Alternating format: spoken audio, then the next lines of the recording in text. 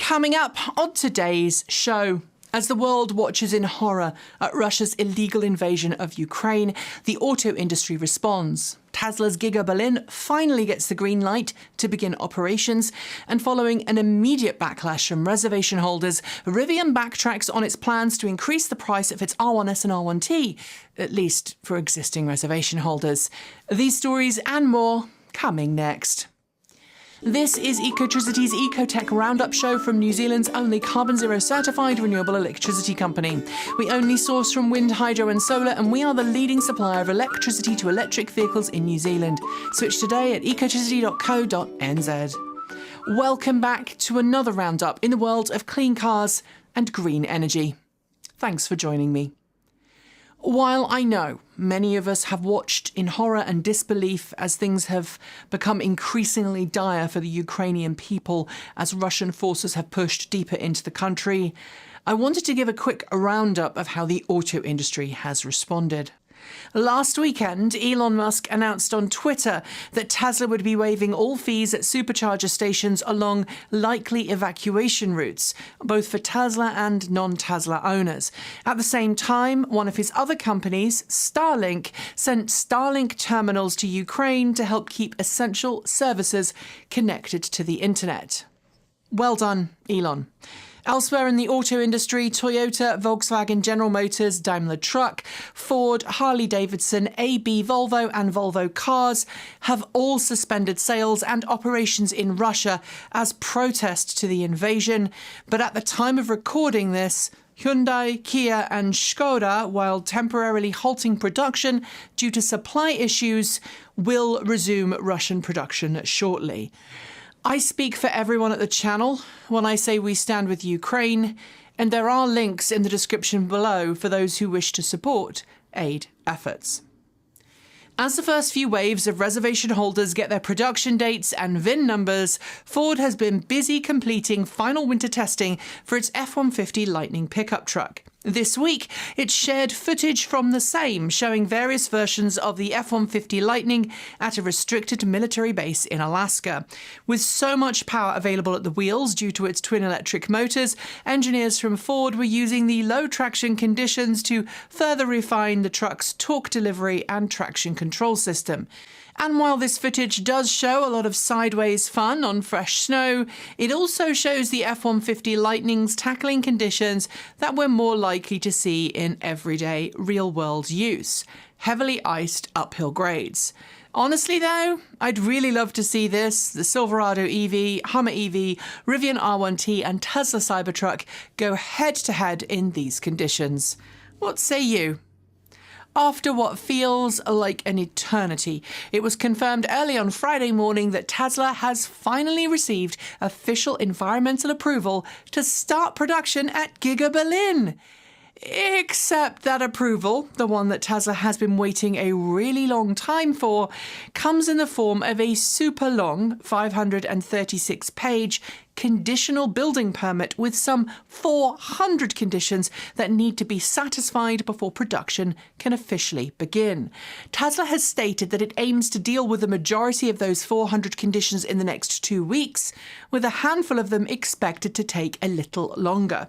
Tesla's notice of approval will be posted in the local district offices for 2 weeks, and then there's a further month after that where objections to the approval can be raised. So, as long as nothing bad happens, Tesla should be making cars at GigaBerlin in about 6 weeks. Following on from the praise it received for its Polestar Precept concept vehicle, a car which will become the Polestar 5, Polestar has unveiled a new concept, the Polestar 02. And it's quite a looker. Built around a two-door convertible design with 2+2 seating, the Polestar 02 oozes halo car vibes and features a lightweight chassis made from different grades of anodized aluminium that are bonded together and then oven-cured. Inside, there's extensive use of monomaterials. Those are versatile materials that can be used for multiple different components, but which require no separation during recycling, simplifying the end-of-life process. Its party trick?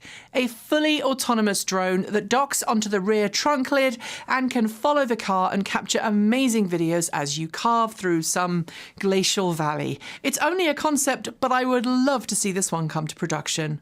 What about you? Thanks to the passing of the US infrastructure bill last year, there is now significant federal funding available for charging networks looking to expand their coverage.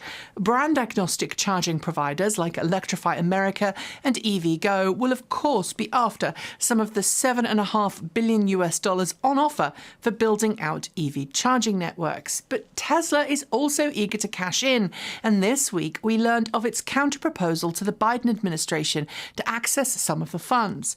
Under the bill's plan, funding would only be offered for charging networks that roll out CCS-compatible charging stations. That's the de facto vehicle-agnostic rapid charging standard in North America.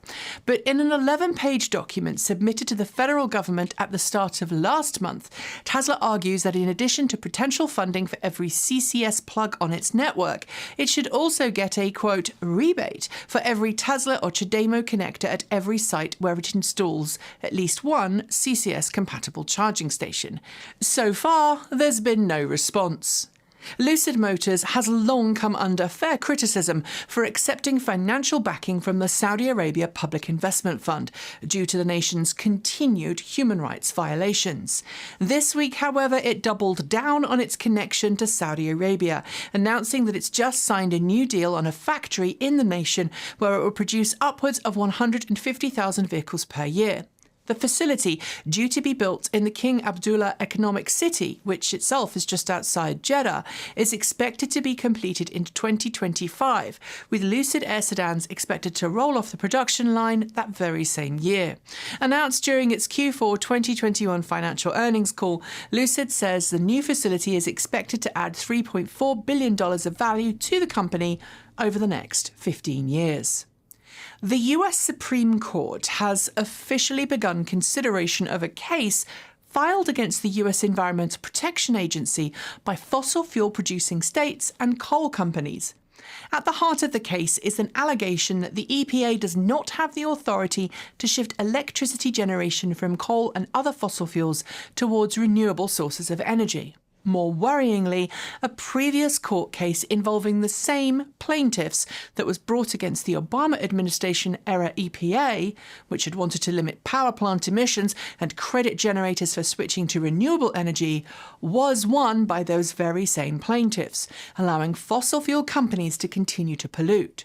If the conservative-leaning court rules in favour of the cohort led by West Virginia, it would prevent any future restrictions on power plant emissions and essentially just leave economic reasons to switch, because making electricity from solar is now far cheaper than coal.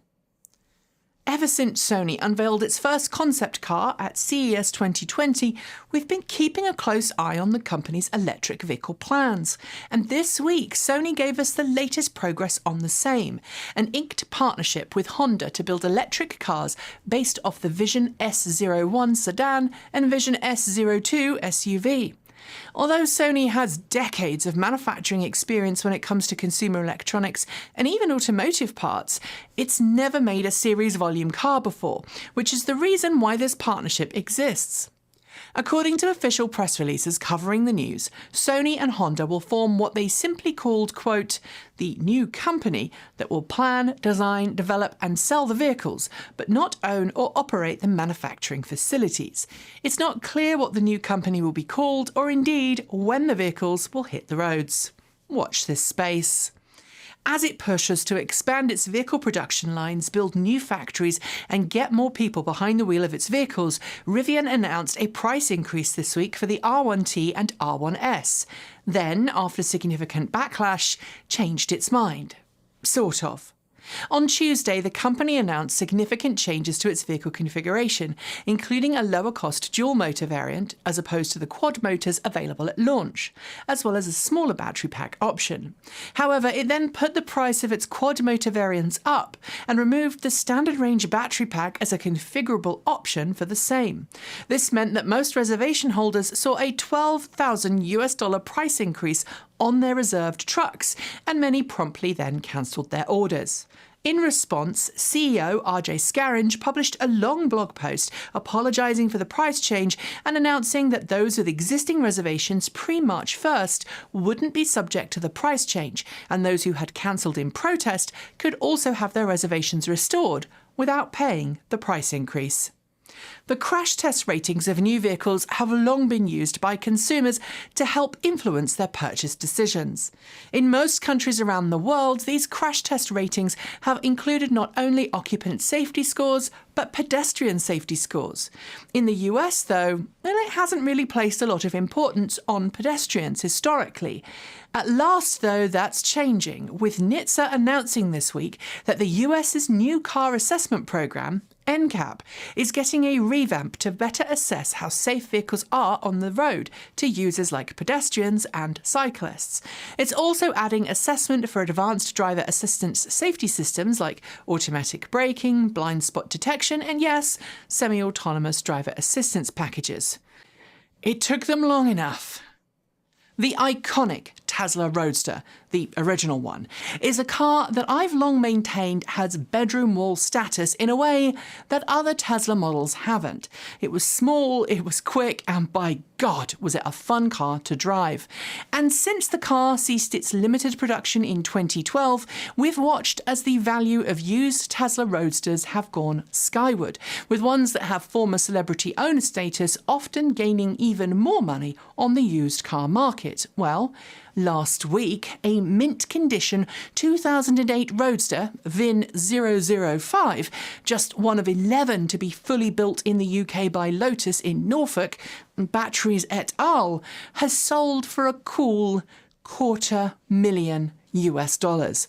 With just 840 miles on the clock, this 14-year-old car is the epitome of a trailer queen. And while it might get some people salivating, I've got to say I'm more about driving the original Roadsters because, by golly, they were amazing. And finally, as fossil fuels' future becomes less certain and more nations around the world announce an end to suck, squeeze, bang, blow, filling stations and oil companies are entering into the EV charging game.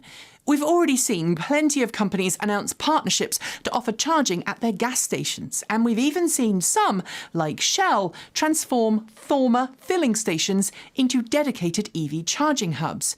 But in the UK, we learned this week a new filling station in Billinghurst, Sussex, has just opened, complete with 2 brand new charging stations for EVs.